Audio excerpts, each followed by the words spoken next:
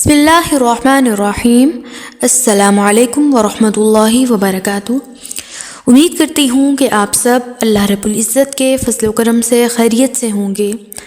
میں ہوں عائشہ بنت عبداللہ اور آپ دیکھ رہے ہیں اسلامک چینل۔ میری ریکویسٹ ہے ویڈیو کو اینڈ تک ضرور دیکھیے گا۔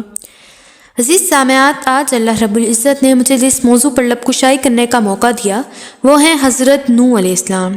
دعا ہے کہ اللہ پاک کو سچ بیان کرنے کی توفیق عطا فرمائے اور غلطیوں سے درگزر فرمائے۔ موضوع کا آغاز کرتے ہیں۔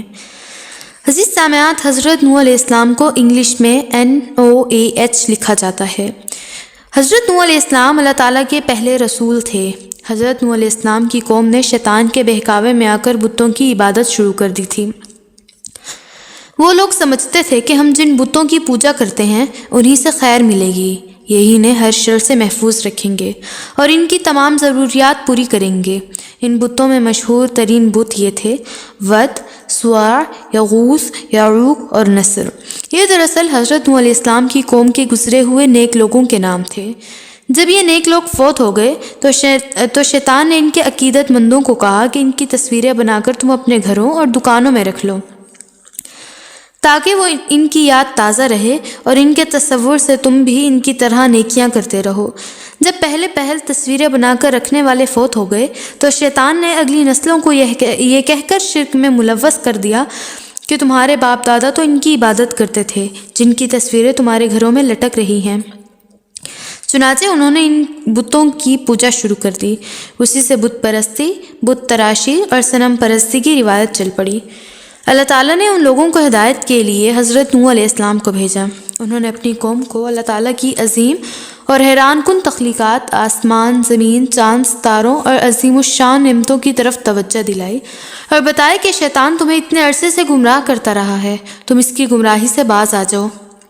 اللہ تعالیٰ کی بے شمار نعمتیں ہیں جو اس نے تمہیں عطا کر رکھی ہیں، اس لیے تم اسی کی عبادت کرو۔ اگر تم نے بت پرستی نہ چھوڑی تو اللہ تعالیٰ کے سخت عذاب کے مستحق بن جاؤ گے۔ یہ عذاب آخرت میں تو ہوگا اور دنیا میں بھی نازل ہو سکتا ہے۔ انہوں نے حضرت نوح علیہ السلام سے کہا کہ آپ ہم جیسے ہی ایک انسان ہیں، آپ کس طرح پیغمبر ہو سکتے ہیں؟ جب انہوں نے دیکھا کہ آپ کے پیروکار میں زیادہ تعداد غربا اور مساکین کی ہے تو اس پر انہوں نے آپ کا مذاق اڑانا شروع کر دیا۔ انہوں نے سچائی کے پیغام کو تکبر اور غرور کے ساتھ مسترد کر دیا۔ اسلام انہیں اللہ تعالیٰ پر ایمان لانے کے لیے دن رات تبلیغ کرتے رہے، کھلے طور پر بھی اور ان کی نجی مجلسوں میں جا کر بھی۔ وہ اللہ تعالیٰ کی نشانیوں کی وضاحت کرتے رہے اور بتاتے رہے کہ اللہ تعالیٰ اپنی مخلوقات کو نئے سرے سے بھی پیدا کرنے کی قدرت رکھتا ہے، اسی طرح وہ انہیں ختم کر دینے اور پھر دوبارہ زندگی دینے کی بھی طاقت رکھتا ہے۔ حضرت نوح علیہ السلام جب انہیں اللہ تعالیٰ کی طرف بلانے کی کوشش کرتے تو وہ بھاگ جاتے، جب انہیں اللہ تعالیٰ سے مغفرت مانگنے کی تلقین کرتے تو وہ اپنے کانوں میں انگلیاں ڈال لیتے، سچائی کی بات کہی جاتی تو کپڑے جھاڑ کر اٹھ جاتے۔ حضرت نوح علیہ السلام انہیں 950 سال تک اللہ تعالیٰ پر ایمان لانے کی دعوت دیتے رہے اور ایسا ہوتا رہا کہ ہر گزرنے والی نسل اپنی آنے والی نسل کو حضرت نوح علیہ السلام کی بات سننے اور حق کا راستہ اختیار کرنے سے منع کرتی رہی۔ آخر کار جب نوح علیہ السلام نے دیکھا کہ ایمان لانے والوں کی تعداد نہیں بڑھ رہی اور نسلیں گمراہی کی طرف ہی چلی جا رہی ہیں تو انہوں نے اللہ تعالیٰ سے ان کی ہلاکت کی دعا مانگی تاکہ اللہ تعالیٰ کی زمین شرک کی گندگی سے پاک ہو جائے۔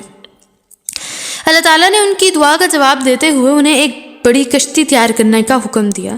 حضرت نوح علیہ السلام اللہ تعالیٰ کی ہدایت کے مطابق دن رات کشتی بنانے میں مصروف ہو گئے۔ پاس سے گزرنے والے سردار ان کا خوب مذاق اڑاتے مگر حضرت نوح علیہ السلام انہیں نظر انداز کر کے اپنے کام میں مصروف رہتے۔ آخر عذاب کا مقرر دن آ پہنچا۔ آسمان سے زبردست بارشوں کا سلسلہ شروع ہوا اور زمین سے بھی پانی کے فوارے پھوٹ پڑے۔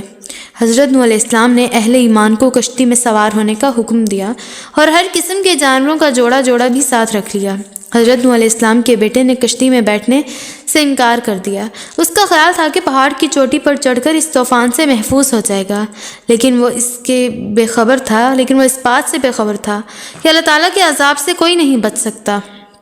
اب پہاڑوں کی چوٹیاں بھی ڈوب جانے والی تھیں۔ موسلا دھار بارش اور زمینی چشمے پھوٹنے کی وجہ سے ایسا زوردار سیلاب آیا جس کی کوئی مثال نہیں تھی۔ اللہ تعالیٰ کے نافرمانوں میں سے ایک شخص بھی نہ بچ سکا، سب ڈوب کر مر گئے۔ ہلاک ہونے والوں میں سے حضرت نوح علیہ السلام کا بیٹا اور ان کی بیوی بھی شامل تھیں، کیونکہ یہ بھی دیگر کفار جیسے تھے۔ صرف وہی بچے تھے جو حضرت نوح علیہ السلام کی کشتی میں سوار تھے۔ پھر اللہ تعالیٰ کا حکم ہوا تو پانی اتر گیا اور زمین کا سکون واپس آ گیا۔ سیلاب نے بدعمال لوگوں کو صفائے ہستی سے نابود کر دیا، اور اللہ تعالیٰ نے حضرت نوح علیہ السلام اور ان کے پیروکاروں کو بچا کر انہی سے حضرت آدم علیہ السلام کی نسل کو آگے بڑھایا۔ مگر افسوس کہ بعد میں شیطان نے ان کے اولادوں کو بھی اپنے فریب کے جال میں پھنسا لیا۔ دعا ہے کہ اللہ پاک ہمیں شیطان کے دھوکے اور فریب سے محفوظ رکھے اور اس کے شر سے بچائے۔ ویڈیو اچھی لگی ہو تو دعاؤں میں ضرور یاد رکھیے گا۔ لائک، شیئر اینڈ سبسکرائب کرنا مت بھولیے گا اور بیل آئیکن کو ضرور پریس کر دیجیے گا۔ السلام علیکم ورحمۃ اللہ وبرکاتہ۔